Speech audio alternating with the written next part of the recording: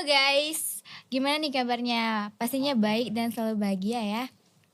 Oke, welcome to podcast Magister Psikologi bersama dengan saya Baby Yohana. Dan di kesempatan kali ini kita bakalan bawain topik yang berhubungan dengan pondok pesantren nih. Nah, kalau anak UIN nih ya, pasti udah nggak asing lagi dong dengan yang namanya pesantren. Karena kan anak UIN ini 1 tahun pertama itu di Mahat ya, udah pastinya tahu dong ya. Nah, topik kali ini yaitu tentang kepemimpinan pengurus di dalam pondok pesantren. Nah, bersama dengan narasumber kita, bisa perkenalan dulu Mas. Oke, nama saya Misbah Huta sebagai mahasiswa Magister Psikologi. Oke, gimana nih Mas kabarnya? Baik atau kurang sehat? Karena kan kita lagi banyak tugas nih ya semester akhir. Eh, Alhamdulillah baik. Kalau akhir semester ya pasti semua mahasiswa akhir semester agak sibuk ya. Tapi kita udah mahasiswa akhir, jadi kuliahnya sedikit gitu. Tapi kalau awal-awal dulu ya memang agak berat.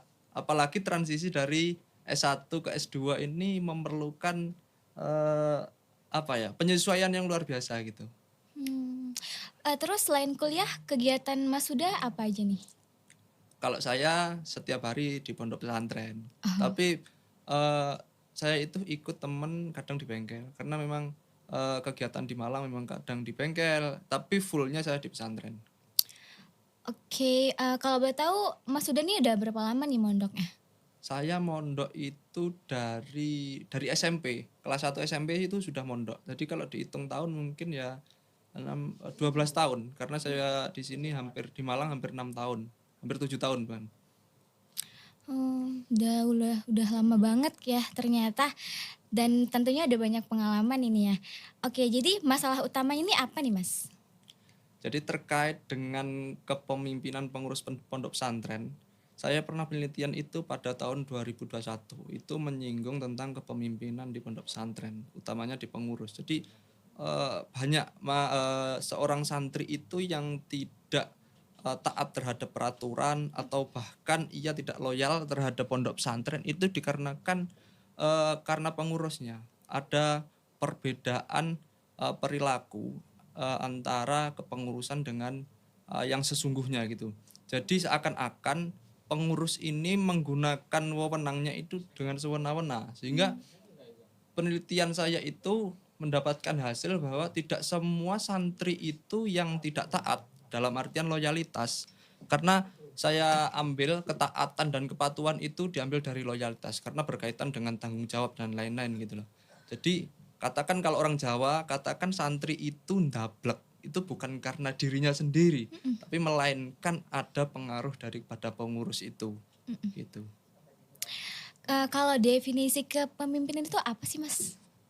Kepemimpinan itu sebenarnya ya bagaimana cara memimpin orang lain, itu kan secara gampangnya. Tapi kalau secara definisi menurut para ahli, kepemimpinan itu seseorang pemimpin memimpin orang dengan cara-cara tertentu. Ada kalanya pendapat itu berkaitan dengan seni mempengaruhi orang lain, itu dengan kepemimpinan. Tapi ada kepemimpinan, ada gaya kepemimpinan. Nah, gaya kepemimpinan ini berbeda lagi. Kalau gaya kepemimpinan itu perilaku apa yang kamu ambil untuk memimpin, seni yang seperti apa itu, perilaku yang seperti apa, itu berkaitan dengan gaya kepemimpinan. Nah, biasanya gaya kepemimpinan yang di pondok ini biasanya gimana ini? Kalau gaya kepemimpinan sebenarnya banyak ya. Tapi yang umum digunakan itu saya lihat ada 3. Yang pertama yaitu transformasional, ada transaksional, dan ada altruistik. Nah, kalau transformasional itu kepemimpinan yang menggunakan inspirasi dan motivasi terhadap bawahannya, yaitu artinya santri, untuk mendapatkan tujuan yang diinginkan. Artinya ya santri bisa taat, santri bisa mondok dengan aman, lancar itu. Kalau transaksional itu kepemimpinan yang menekankan terhadap persyaratan-persyaratan ataupun aturan-aturan, sehingga seorang itu katakan transaksional itu bertransaksi antara apa yang sudah dikasih, artinya tanggung jawab yang sudah diberikan, dengan peraturan yang ada. Kalau misalkan santri itu diberikan tanggung jawab, misalkan harus ngaji. Nah, kalau tidak ngaji ya harus ada transaksi peraturan. Artinya kalau tidak ngaji ya konsekuensinya apa? Artinya hukuman gitu. Terus kalau altruistik itu berkaitan dengan kepemimpinan yang menggunakan kasih sayang ataupun menggunakan pendekatan mengatas hubungan itu lebih apa ya? eh, Lebih sayang kepada santri-santrinya, karena santri-santrinya biasanya kalau altruistik itu santri-santri yang mungkin masih usia belajar gitu. Oke, nyangkut gaya kepemimpinan. Kira-kira ini yang cocok dalam pengurusan pondok tuh gimana sih Mas? Kan tadi banyak yang salah nih dalam cara mengurusnya. Nah, gimana nih gaya yang cocok gitu? Pendapat para ahli itu mengatakan bahwa memilih kepemimpinan yang cocok itu dilihat dari 3 aspek. Yang pertama diri kita sendiri, terus yang selanjutnya yaitu dengan lingkungan, ya artinya kalau di pondok-pondok pesantren, terus kepada santri sendiri.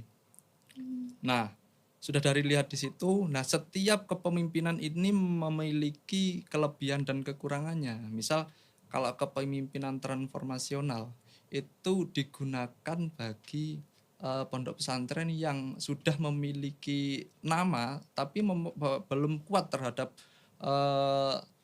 masyarakat. Artinya ya sudah ada pondok dari dulu, tapi memang belum begitu terkenal di mata masyarakat, dan juga santrinya mungkin agak sedikit gitu. Jadi itu lebih baik menggunakan transformasional, dan kebanyakan memang menggunakan transformasional karena memang pondok dengan lingkungan santrinya agak sedikit dipaksa dengan transaksional, ya kasihan santrinya banyak yang boyong ataupun pulang gitu. Nah, lalu lingkungan yang misalnya pondoknya ya sudah maju gitu, terus santrinya banyak. Nah, itu biasanya menggunakan transaksional ataupun dengan gabungan antara transaksional dan transformasional. Misalkan di pondok-pondok yang maju, modern misal, santrinya sudah beribuan, 5.000 atau 6.000 atau sebagainya. Nah, itu kan nggak mungkin kita pendekatan secara transformasional, kita memberikan motivasi dan inspirasi, kan nggak semuanya kita bisa begitu. Pengurus juga tidak bisa memberikan waktu secara on time terhadap santri-santri yang begitu banyak. Artinya kekuatan pengurus kan terbatas, sehingga perpaduan antara transaksional dengan transformasional ini penting. Selanjutnya tadi ada altruistik ya. Altruistik itu digunakan pada pondok pesantren yang kebanyakan santrinya itu masih di sekolah SD, SMP, SMA. Itu kan masih santri-santri yang masih butuh kasih sayang. Kita memberikan bantuan yang lebih kepada dia, karena santri-santri usia-usia segitu kan masih ingin disayang, masih memiliki keinginan untuk diperhatikan, sehingga ya itu tadi, kalau memang santrinya misal di pondok A gitu, santrinya masih usia SMP ataupun SMA, kita pengurus wajib memberikan kasih sayang yang lebih dan juga memberikan bantuan-bantuan yang lebih. Kalau menurut kebanyakan penelitian itu, altruistik itu lebih baik digunakan kepada anak-anak yang masih usia-usia antara 12 tahun sampai 20 tahun, 18 tahun lah, ada yang mengatakan begitu.